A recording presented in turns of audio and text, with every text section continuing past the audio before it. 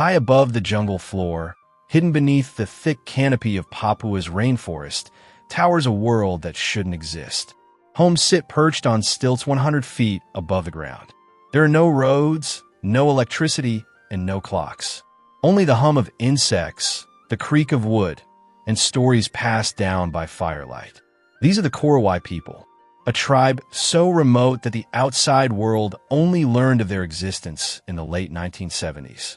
Some still believe outsiders are spirits or demons. Others have never seen a metal spoon. This isn't a story from the distant past. This is now.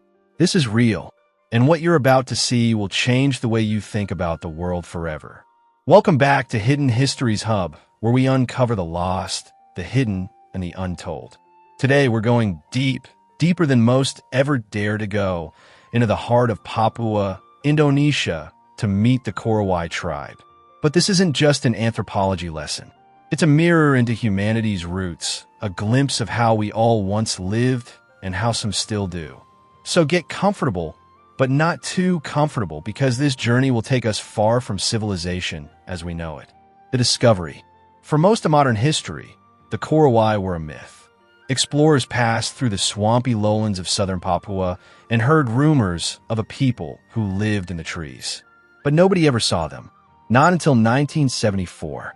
That year, a group of Dutch missionaries and anthropologists stumbled across the Korowai while navigating the upper reaches of the island and river. What they found shocked them. Families living in treehouses more than 100 feet high. Homes balanced like birds' nests on towering trunks. People who had never heard of Indonesia, let alone the outside world. Imagine walking into a world where no one knows what a car is, where fire is sacred, where language has never been written down. That's what it was like to meet the Korowai. Treehouse engineering. Why do they live in tree houses? It's not just for the view. The Korowai build high above the forest floor to protect themselves from floods, wild animals, and, according to some, the evil spirits they call khakhua. These spirits, they believe, possess people and turn them into witches. But here's the catch. Some say these spirits must be hunted and eaten. Yes, there are long-standing rumors, part fact, part fiction, of ritual cannibalism. We'll come back to that. Their homes are marvels of engineering, constructed entirely from jungle materials, built without nails or screws, using only axes and hands. Some tree houses are the height of a 10-story building. If you're afraid of heights, the Korowai lifestyle isn't for you. Daily jungle life. Life in a Korowai village moves to the rhythm of the forest. Men hunt wild pigs and birds with bows and arrows. Women gather sago from palm trees, a starchy staple that they bake into flat cakes. They also collect grubs, considered a delicacy. Children climb trees as easily as we climb stairs. There are no phones, no tablets, no homework. But don't mistake this for a simple life. The jungle is unforgiving. Every day is about survival. They rely on intricate oral knowledge. What trees can cure fever, which rivers are safe, when to hunt, and when to hide. It's the kind of knowledge we once all had and lost. Beliefs and the khakhua. Now, let's talk about the most controversial aspect of Korowai culture, the khakhua. In traditional Korowai belief, illness or misfortune isn't random. It's caused by witchcraft. When someone dies, the clan holds a ceremony to determine if a khakhua is responsible. If a person is accused, the punishment can be execution. And in older traditions, even consumption of the body.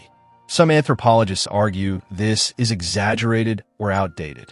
Others suggest it still happens in very remote clans. What's clear is that belief in evil spirits is real and deeply woven into their worldview. But instead of judging, let's ask, how many ancient cultures had rituals we now call extreme? Is this so different from witch trials in medieval Europe? Or public executions in Western history? Modern contact. Since the 1980s, the Korowai have had increasing contact with the outside world. Missionaries, journalists, and even reality TV crews have visited. With that contact came clothes, metal tools, and tourists.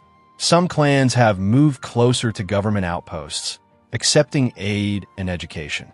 Others retreat deeper into the jungle to avoid contamination of their land, their culture, their identity. It's a double-edged machete. Contact brings medicine, but also dependency. Language, customs, and stories risk fading into oblivion. It's a fragile balance between survival and self-erasure. What we learn from the Korowai. The Korowai challenge our assumptions about what it means to be advanced. They've lived sustainably for thousands of years without polluting their environment or needing skyscrapers. Their knowledge, passed down orally, might disappear within one generation. Imagine if your great-grandparents' world vanished overnight and no one bothered to remember it. So the real question is, who's truly primitive? The ones who live in harmony with their world, or the ones who destroy theirs in pursuit of more? Closing thoughts. The Korowai are not museum pieces. They're a living people, resilient, wise, and complex. Their story isn't just about treehouses or ancient rituals. It's about the fragility of culture and the strength of human adaptation. So next time you feel overwhelmed by modern life, think of the Korowai, perched in their sky-high homes, listening to the forest. They remind us that there are many ways to be human, and some of the most powerful stories are the ones hiding in plain sight.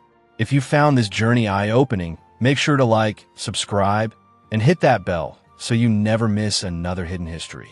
And tell us in the comments, should the world protect tribes like the Korowai or leave them alone?